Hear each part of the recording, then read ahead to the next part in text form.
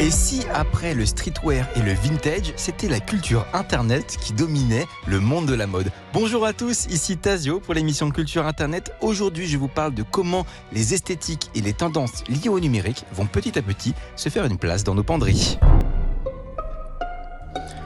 Bon, qui n'a jamais croisé une personne portant un t-shirt du The Even dans la rue, ou quel jeune n'a jamais regardé un vêtement sur lequel était imprimé un mème chelou en se disant « Et pourquoi pas ?» Petit à petit, les sapes qui rendent hommage à la culture internet prennent de l'importance dans l'univers de l'habillage, mais si on se cantonnait jusqu'alors à de simples vêtements sur lesquels étaient floquées plus ou moins correctement des images sans trop chercher à travailler sur l'esthétique globale du produit, eh bien aujourd'hui, il semblerait que les choses soient en train de changer.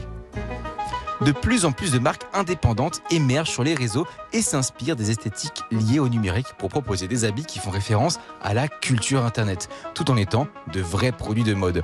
L'une de ces marques est française, elle s'appelle Tern et a annoncé cette semaine une collaboration avec WinRAR, ce logiciel légendaire dont je vous avais parlé la semaine dernière. Avant-hier, elle publiait les photos d'une superbe sacoche retravaillant le logo de WinRAR, cassant internet au passage en générant plus de 250 000 likes et 10 millions de vues sur Twitter.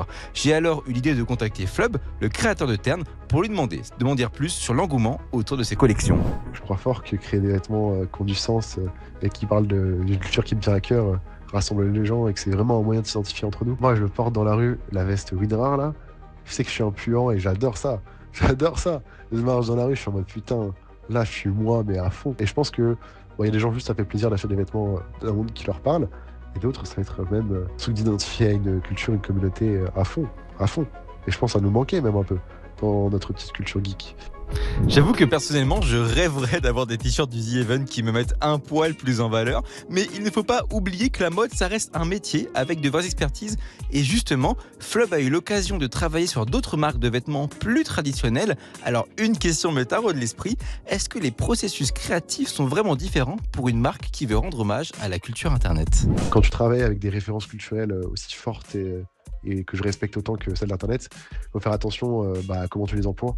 Il y a beaucoup de trucs que j'aimerais faire, mais je sais que culturellement, il faut que je fasse attention à comment j'utilise certains éléments, comment je les évoque, comment je les traite, parce que sinon ça peut blesser des gens de ces cultures-là. Flub a d'ailleurs une anecdote autour du logo de Linux, le système d'exploitation préféré des développeurs, loin devant Windows. Pendant longtemps, on voulait faire un maillot de foot avec Tux, le pingouin qui est un peu l'image de Linux, sauf que c'est bizarre de rendre un truc aussi open source, aussi ouvert, aussi libre, commercial sur un maillot de foot, alors que graphiquement je trouve ça génial quoi, mais on s'est promis de jamais le faire parce que c'est bizarre je trouve d'exploiter un élément qui a été créé pour la communauté et d'en faire un produit commercial, et ça c'est sur ça cool en vrai qu'il y ait cette petite contrainte, ça nous pousse à comprendre de mieux en mieux la culture internet et de travailler avec plus que de l'exploiter et faire de l'appropriation quoi. Je trouve ça super intéressant de voir qu'au-delà d'une simple envie de caler des références à une culture qu'on aime, il y a une vraie réflexion derrière sur la façon de le faire. De mon côté, je me demande de plus en plus si tout ceci ne pourrait pas finir par devenir un véritable courant du monde de la mode. Alors j'ai demandé son avis à Flub pour conclure. J'ai jamais pensé de cette manière-là, mais c'est vrai que c'est possible en vrai. Je pense qu'il y a pas mal d'éléments de la culture internet qui pourraient être repris comme code par les plus grands. Et je pense que c'est déjà en train de se faire d'une certaine manière. Juste comment elles communiquent, comment elles utilisent des figures d'influence pour exister sur internet et du coup, même au-delà d'internet, grâce à internet. Je pense qu'ils reprennent beaucoup de ces éléments-là et que ça redéfinit beaucoup les codes du luxe. Je voyais récemment des gens qui se plaignaient que le luxe travaillait beaucoup les défilés maintenant pour que ça finisse dans des TikTok ou des stories Insta. Il y a moyen que ça marque un nouveau style vestimentaire, mais aussi une nouvelle méthode de création et de partage quoi. En bref, le monde de la mode change sous les pulsions de la culture web et a déjà commencé à se transformer.